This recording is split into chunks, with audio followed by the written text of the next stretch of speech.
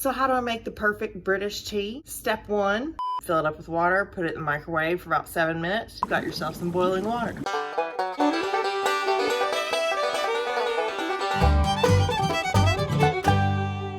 Hello lovely friends, how are you doing today? Great, me too, thanks very much for asking. I started the Brit vlog to show you a little bit about how I bring British lifestyle to Kentucky. And what's more British than a cup of tea? It's tea time. It's pronounced Teatarme, sir.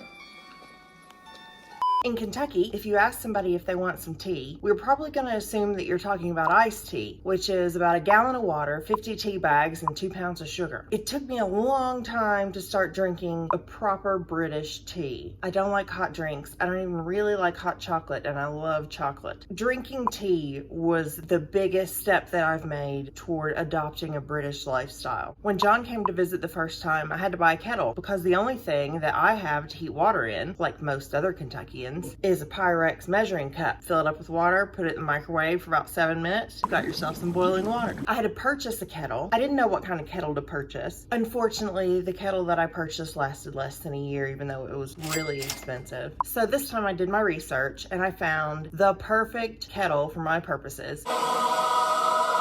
It's really difficult to read reviews about kettles because most kettle reviews are written by Brits, and those kettles are 240 volts while our outlets are 110. So this guy is the closest I could come to a proper British kettle. You can get this brand Morocco on Amazon. He actually heats my water faster than John's kettle at home. Another thing I learned when I started drinking tea is just how difficult it is to find good tea in Kentucky. Kroger carries tiny boxes of PG Tips. They carry Twinings and Tetley, and that's about it. Tetley I take to work just because I don't want my good tea bags at work. The PG Tips I tend to bulk buy. This 240 bags of PG Tips I get at Jungle Gyms for about $20. I found it on sale for $15, stocked up. I'll definitely go through these before their Best Buy day. I like the PG Tips because I like the pyramid bags, but I also like the taste of the tea. When I first started drinking tea, I put in 2 white sugars. Then I learned that you can actually put brown sugar in your tea.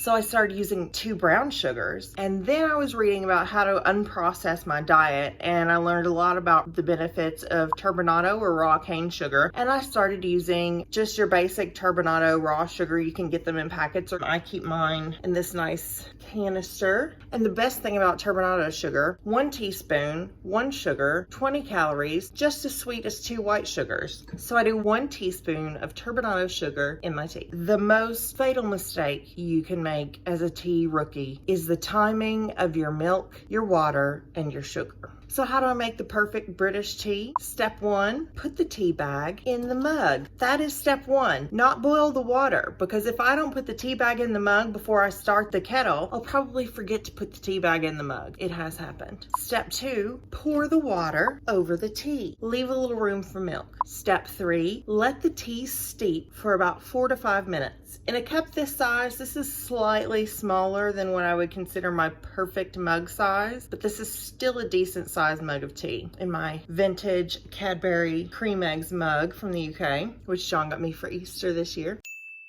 I steep my tea for about 4 to 5 minutes because I like my tea to taste like tea. The next step, take out the tea bag. That is a step because I have forgotten to do that before. Next, I add my 1 teaspoon of turbinado sugar, or 1 packet, depending on whether I'm using packets or loose sugar. Stir in the sugar. I read an article recently about how the Queen makes her tea, and her tea advisor says you move your spoon back and forth rather than swirling around the edges. I don't know what the difference is, but I've recently started moving my spoon back and forth. I think the turbinado doesn't dissolve quite as quickly as cane sugar, so give it a little bit more time. And then you add the milk. The milk, ladies and gentlemen, goes in last, not first. That's one of the biggest mistakes a rookie can make when they start drinking tea, is putting the milk in at the wrong time. I put a splash of milk in last just so it turns a nice caramel color, and that is how you make the perfect British cup of tea. The next step for me is usually sloshing the tea wherever I intend to drink it, then dunking a few digestives or rich teas. Ooh, or a stroopwafel. If you get the stroopwafels, they rest on top of your mug. And that's another thing. You have to have the perfect size mug for both the stroopwafel and the holding of the right amount of tea. If you have any questions or tips about how you make tea, or how you'd like to learn a little bit more about the British things that I do, let me know in the section below. If you like this video, leave a little like, subscribe if you're new, and I will see you next time. Have a lovely day.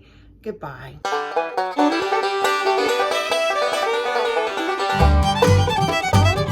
I tend to bulk buy. I tend to bulk buy. I tend to bulk buy.